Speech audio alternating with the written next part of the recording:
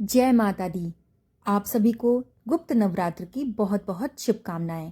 आज इस वीडियो में हम आपको दुर्गा सप्तशती का 12वां और 13वां अध्याय सुनाएंगे। अगर आप दुर्गा सप्तशती के सभी अध्यायों का श्रवण करना चाहते हैं तो आपको ये हमारे चैनल के माध्यम से मिल जाएंगे, तो आप एक बार वहां विजिट जरूर करिएगा। तो अगर अभी तक आपने हमारा चैनल सब्सक्राइब नहीं किया है तो जल्दी से कर लीजिए, और वीडियो पसंद आए तो लाइक और शेयर कर दीजिएगा, और कमेंट में जय माता दी लिखना बिल्कुल भी मत भूलिएगा।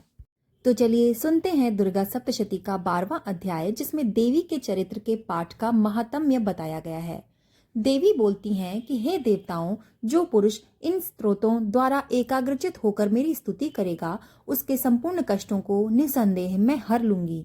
मधुकैटभ के नाश, महिषासुर के वध और शुंभ व निशुंभ के वध की जो मनुष्य कथा कहेंगे, मेरे महात्म्य को अष्टमी, चतुर्दशी व नवमी के दिन एकाग्रचित होकर भक्तिपूर्वक सुनेंगे, उनको कोई भी पाप नहीं रहेगा।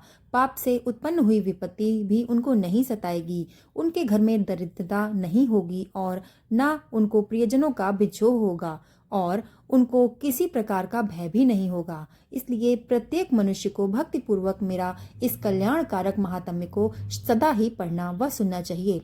मेरा ये महात्म्य महामारी से उत्पन्न हुए संपूर्ण उपद्रवों को एवं तीनों प्रकार के उत्पातों को शांत कर देता है। जिस घर व मंदिर में या जिस स्थान पर मेरा ये स्तोत्र विधि पूर्वक पढ़ा जाता है, उस स्थान का मैं कभी भी त्याग नहीं करती हूँ। वहाँ सदा ही मेरा निवास रहता है।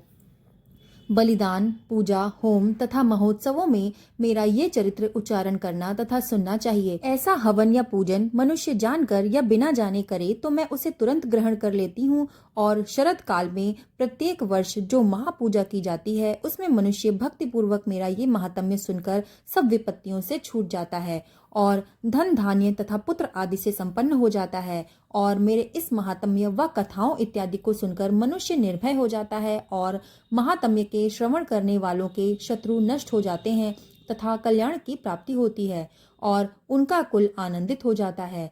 सारे कष्ट शांत हो जाते हैं तथा भयंकर स्वप्न दिखाई देना तथा घरेलू दुख इत्यादि सब कुछ मिट जाते हैं।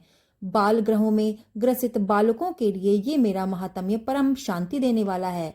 मनुष्यों में फूट पड़ने वाली ये भली भांति मित्रता करवाने वाला है। मेरा ये महात्म्य मनुष्यों को मेरे जैसी सामर्थ्य की प्राप्ति करवाने वाला है।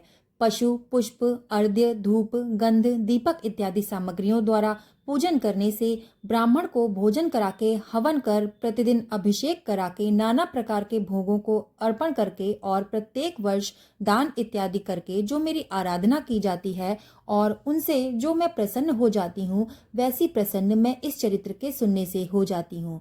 ये महात्म्य श्रवण करने से पापों को मैं हर लेती हूँ और आरोग्यता प्रदान करती हूँ। मेरे प्रादुर्भाव का कीर्तन दुष्ट प्राणियों से रक्षा करने वाला है, युद्ध में दुष्ट दैत्यों का संहार करने वाला है। इसके सुनने से मनुष्यों को शत्रुओं का भय नहीं रहता है।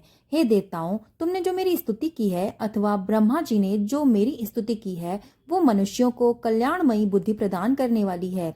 वन में सूने मार्ग में अथवा दावानल से घिर जाने पर, वन में चारों ओर से घिरा हुआ या शत्रुओं द्वारा पकड़ा हुआ, जंगल में सिंहों से, व्याघ्रों से या जंगली हाथियों द्वारा पीछा किया हुआ, राजा के क्रुद्ध हो जाने पर मारे जाने के भय से, समुद्र में नाव के डगमगाने पर, भयंकर युद्ध में फंसा होने पर, या फिर किसी भी प्रकार की पीड़ा से पीड़ित घोर बाधाओं से दुखी हुआ मनुष्य मेरे इस चरित्र को स्मरण करने से तुरंत ही संकट से मुक्त हो जाता है। मेरे प्रभाव से सिंह, चोर या शत्रु इत्यादि दूर भाग जाते हैं, वे पास नहीं आते। महर्षि ने कहा, प्रचंड पराक्रम वाली भगवती चंडिका यो कहने के पश्चात सब देवताओं के देखते ही देखते अंतर्ध्यान हो गई, और संपूर्ण देवता अपने शत्रुओं के मारे जाने पर पहले की तरह यज्ञ भाग का उपभोग करने लगे, और उनको अपने अधिकार फिर से प्राप्त हो गए तथा युद्ध में सभी देवताओं के शत्रुओं शुंभ व निशुंभ के देवी के हाथों मारे जाने पर बाकी बचे हुए राक्षस पाताल की ओर चले गए। हे राजन, इस प्रकार भगवती अंबिका नित्य होती हुई भी बार बार प्रकट होकर इस जगत का कल्याण करती हैं, इसको मोहित करती हैं, जन्म देती हैं और प्रार्थना करने पर समृद्धि प्रदान करती हैं। हे राजन, भगवती ही महाप्रलय के समय महामारी का रूप धारण कर लेती हैं और वही संपूर्ण ब्रह्मांड में व्याप्त हैं और वही भगवती समय समय पर महाकाली तथा महामारी का रूप बनाती हैं और स्वयं अजन्मा होती हुए भी सृष्टि के रूप में प्रकट होती हैं। वो सनातनी देवी प्राणियों का पालन करती हैं और वही मनुष्य के अभ्युदय के समय घर में लक्ष्मी का रूप बनाकर स्थित हो जाती हैं तथा अभाव के समय दरिद्रता बनकर विनाश का कारण बन जाती हैं। पुष्प, धूप और गंध आदि से पूजन करके उनकी स्तुति करने से वो धन एवं पुत्र आदि देती हैं और धर्म में शुभ बुद्धि प्रदान करती हैं। यहाँ पे दुर्गा सप्तशती का 12वां अध्याय समाप्त होता है। जय माता दी। अब सुनते हैं दुर्गा सप्तशती का अंतिम व 13वां अध्याय, जिसमें राजा सुरथ और वैश्यों को देवी का वरदान देने का वर्णन किया गया है। महर्षि मेधा कहते हैं कि हे राजन, इस प्रकार देवी के उत्तम महात्म्य का वर्णन मैंने तुमको सुनाया। जगत को धारण करने वाली इस देवी का ऐसा ही प्रभाव है। वही देवी ज्ञान को देने वाली हैं और भगवान विष्णु की इस माया के प्रभाव से तुम और ये वैश्य तथा अन्य विवेकी जन मोहित होते हैं और भविष्य में मोहित होते रहेंगे। हे राजन, तुम इसी परमेश्वरी की शरण में जाओ। यही भगवती आराधना करने पर मनुष्य को भोग, स्वर्ग तथा मोक्ष प्रदान करती हैं। मार्कंडेय जी ने कहा, महर्षि मेधा की ये बात सुनकर राजा सुरथ ने उन उग्र व्रत वाले ऋषि को प्रणाम किया और राजा के राज्य छिन जाने के कारण उसके मन में अत्यंत ग्लानि हुई और वो राजा तथा वैश्य तपस्या के लिए वन को चले गए और नदी के तट पर आसन लगाकर भगवती के दर्शनों के लिए तपस्या करने लगे। दोनों ने नदी के तट पर देवी की मूर्ति बनाई और पुष्प, धूप, दीप तथा हवन के द्वारा उसका पूजन करने लगे। फिर उन्होंने आहार को कम कर दिया। फिर बिल्कुल निराहार रहकर भगवती को मन लगाकर एकाग्रता पूर्वक उनकी आराधना करने लगे। वो दोनों अपने शरीर के रक्त से देवी को बलि देते हुए 3 वर्ष तक लगातार भगवती की आराधना करते रहे।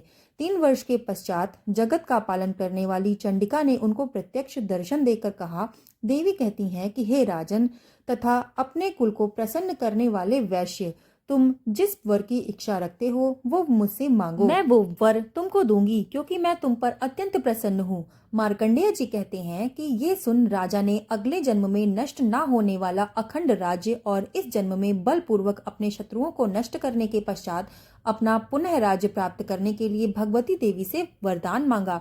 और वैश्य ने भी, जिसका चित्त संसार की ओर से विरक्त हो चुका था, भगवती से अपनी ममता तथा अहंकार रूप आसक्ति को नष्ट कर देने वाले ज्ञान को देने के लिए कहा। देवी ने कहा कि हे राजन, तुम शीघ्र ही अपने शत्रुओं को मारकर पुनः अपना राज्य प्राप्त कर लोगे। तुम्हारा राज्य स्थिर होने वाला रहेगा। फिर तुम मृत्यु के पश्चात अपने सूर्य देव के अंश से जन्म लेकर स्वर्णिक मनु के नाम से इस पृथ्वी पर तुम्हारी ख्याति होगी।